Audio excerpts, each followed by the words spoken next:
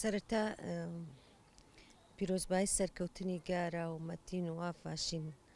ئەەکەم سەری ڕێز و نەوازش بۆ تەواوی ئەو شەهیدانە دادەنوێنم کە لەو بەرخۆدانەیە شەهادەتیان بەدەستێنەوە. دیارە داگیرکاری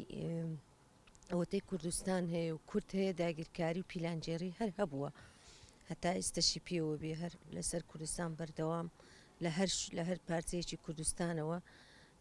بەرخۆدان هەبێ لەو پارچەیەوە بێگومان دوژمنیش داگیرکاری هەیە.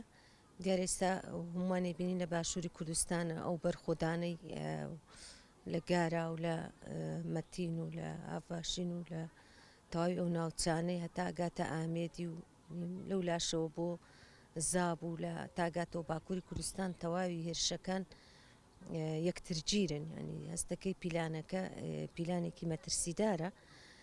بەرامبەر ئەو مەترسی کە ئەو پیلانە گەورەی هەیە لەسەر باشووری کوردستان لەوەش مەترسیدارتر بێدەنگی بە تایبەت لایەنە سیاسیەکانی باشووری کوردستانە بەداخەوە هەمویان بێدەنگن. وەکو هەندێک کات باسەکرێ بڵێن لە کەناڵەکانە یاخود لە تۆڕە کۆمەڵایەتەکان، بەڵام بەیان نامەکان هەستەکەی شەرمنانەیە، ینی جێگای خۆی ناگرێ بەرامبەر بۆی کە بڵێ من هەموو ئێمە کوردین ئەو لەشکرکێشی و داگیرکاریە قوبوڵ نییە. ئەگەر تۆ سێر بکەی لە هەر وڵاتێک لە هەر شوێنێک، ینی هەتا ئێستا نەهاتۆتە قوبوڵکردن تۆ دوژمن بێتە ناو هەر خاکێکە و زیاتر لە 30 کیلۆمەتر لە خاکی کوردستانە داگیر کراوە. ئێستا هەستەکەین لەم فترەیە بەرەو زیاترش دێتە پێشەوە. هەمان ئەو پیلانە زیندووکردنەوەی داعشە بەداخەوە ئێستا ناوچە دابراونەکان و ناوچە کێشە لە سەرەکان بە تایبەتی